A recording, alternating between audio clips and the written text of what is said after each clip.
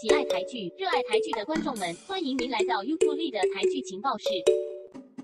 第5名，复活第4集，这一集终于交代了为什么李耀清那么恨程又宽，总算搞清楚两人的纠结，原来是因为程又宽的预知能力不足。还好李妈还没死了。不过这一集最大的致命问题就是，如果现实生活中那个名人雇佣了程又宽的保全公司当保镖，那他注定会遭逢不测吧。这间 SG 保全公司做什么任务都失败，就连最基本保护刘小芳这个普通人也不行，差点他就被方景安拉着一起跳楼死掉了，更不用说保护徐明飞。人家说要买醉，你们要陪喝的就不能再找一位清醒的同仁帮忙吗？你们的程社长去了哪里？哪怕整个大纲做得不错也好，可是这些情节真的非常不合理。天方夜谭还离谱耶！第4名，最爱第11集，既然拆了红线，方多米和刘天乐两人仍能相爱，那之前为什么他们那么紧张了吗？什么会拆线后会分别，不认得对方的，到头来还是什么像是没发生的一样，还要等到下一集刘天乐才好像要回去，这有点在拖戏。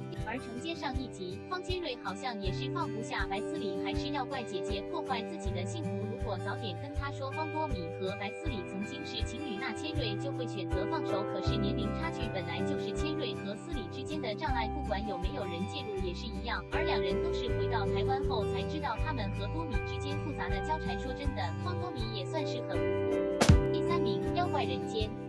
第5、6集，这个礼拜开始，小编慢慢感受到这部戏的编剧有点有心无力，每一集一个主题，一个妖怪其实没有问题，但是如果用90分钟播完一集，每一集都详细讲一下那妖怪的特征，那整体呈现的效果就能够更完整。毕竟包括小编在内，不是每个观众都曾经听过这些妖怪。而第5集为什么陆季要坚持到山林去而不辞职，和第6集为什么小雷遮看到他爸死掉后，既然他知道他爸是被人类的电弄死，为什么会立即那么乐意跟特民处合作，乖乖戴上手环，这些有点想不透。第2名，跟鲨鱼接吻第12集，看到小安不顾一切的想要跟自己喜欢的男人叶轩告白，看到这一幕，小编突然想到一首老歌，就这样被你征服，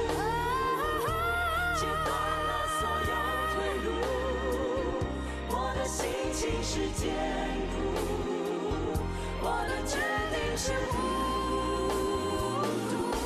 可能会说，为什么剧里面总是上床这些老梗呢？但是这次是女生主动要上男生的床，女生是拿到主导权的一方，这个算是偶像剧里老梗中的突破。平常都是男生壁咚女生，男生主动要进一步，像剧里的女生不会那么大胆做出这样的事。为了爱，她可以这样为爱痴狂。第1名，若是一个人，第1集，到底一个人算是什么？一个人到底是心酸还是解脱呢？在方嘉莹的眼中，一个人就是只有自己的圈子，自己吃麻辣锅，自己一个住，彻彻底底的不需要陪伴。可是，在杨大河的眼中，一个人只是在2个人的状态时疲惫时的避风港，终究他还是想要2个人的。在第1集中，就可以洞悉出2种心态的人，他们对于独处一个人的定义取态。杨大河没有意识到，当他说要一个人的时候，在方嘉莹的意识中，他就是要跟我说分手的。结果人与人之间的误会就会因此而产生。这些虽然在我们的生活中常常发生，戏剧里面也经常出现类似的误会而分手的桥段，但如何把角色里的心理状态挣扎好好呈现出来，那就是这部戏剧目前来看最厉害的地方。好，这就是这个礼拜各部戏剧的排名。这个礼拜的名次跟上个礼拜也有点差距，看来每部戏剧的表现不太稳定哦。顺带一提，分数的评比是采集60%为剧情内容，20%为演技，包括表情、口条等，而其余20%为其他部分，包括置入、配乐、特效等。由于这不是精密计算，分数只是参考而已，接不接受纯属个人决定。